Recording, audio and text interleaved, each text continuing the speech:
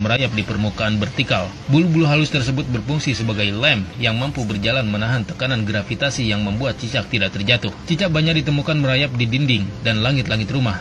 Terkadang dia turun ke meja makan dan masuk ke wadah makanan. Terlihat menjijikan bagi banyak orang. Ternyata cicak memiliki bahaya yang tidak boleh diremehkan. Tahi atau kotoran cicak terkandung bakteri salmonella yang bila masuk ke tubuh manusia bisa menyebabkan demam, diare, dan kejang pada bagian perut. Bisa kita bayangkan saat cicak buang kotoran dari langit-langit rumah lalu jatuh ke lantai, baju atau badan kita, atau jatuh ke makanan, tentu sangat bahaya.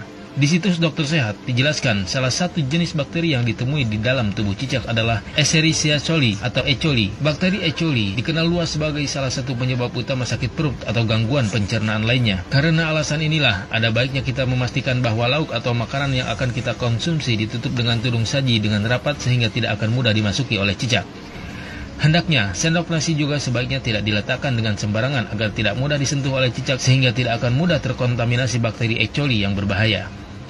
Sejumlah ulama menerangkan bahwa cicak memiliki racun cukup berbahaya, lebih-lebih jika dia menjelati makanan dan minuman, lalu memuntahkan racunnya padanya. Maka cicak disifati sebagai hewan perusak makanan dan menimbulkan bahaya. Karenanya, cicak disifati sebagai binatang pengganggu dan berbahaya seperti tikus, ular, dan kalajengking. Cicak masuk pada ujian madarat di samping ujian keimanan. Ya, ada madarat. Bukankah ketika cicak datang menandakan bahwa banyak kotoran yang ada di situ? Ada bakteri E. coli yang dia bawa. Ada kotoran-kotoran yang ada di sekitarnya. Yang dimakannya pun yang kotor juga. Apa makanan cicak? Nyamuk. Nyamuk. Jadi ini menandakan bahwa ketika cicak hadir itu dia diciptakan oleh Allah. Bukan diciptakan untuk dibunuh. Diciptakan untuk menandakan ada madarat di sekitaran itu dengan kotoran-kotoran. Makanya diciptakan oleh Allah untuk menunjukkan ini ada yang kotor, ada yang gak bagus termasuk dirinya sendiri. Maka Nabi menyampaikan riwayat Sa'ad bin Abi Waqqas, ya, qala anna Nabiy sallallahu alaihi wasallam, bahwa Nabi sallallahu alaihi wasallam amara qatlal waza', memerintahkan untuk membunuh cicak. Membunuh cicak dan ada pahala di situ. Bunuhnya cicak itu seperti kita membunuh nyamuk untuk menunjukkan ada kotoran-kotoran di situ yang hikmahnya harus kita jauhkan. Memang diciptakan dia untuk menunjukkan itu dan harus dibunuh dia. Harus dibunuh.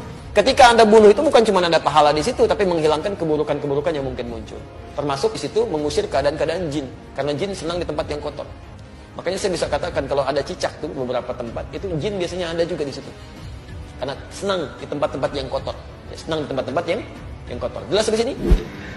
Dalam kitab Al-Mawsu'ah Al-Fiqhiyah, membunuh cicak dan sejenisnya termasuk disyariatkan dan disunahkan. Termasuk yang disyariatkan untuk dibunuh adalah ular. Begitu juga disunahkan membunuh cicak meskipun tidak menyakiti. Hal ini berdasarkan hadis yang diriwayatkan Sa'ad bin Abi Waqqas radhiyallahu anhu, bahwasanya Nabi Shallallahu alaihi wasallam memerintahkan untuk membunuh cicak. Beliau menyebut hewan ini dengan hewan kecil pengganggu.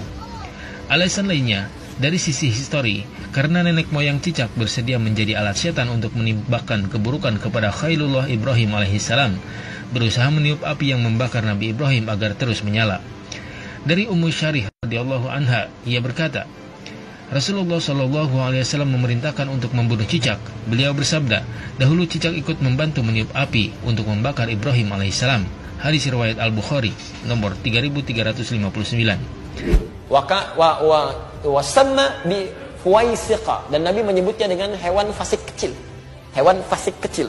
Selain membawa kotoran, dia pernah juga meniup-niup api yang sedang membakar Nabi Ibrahim supaya semakin menyala.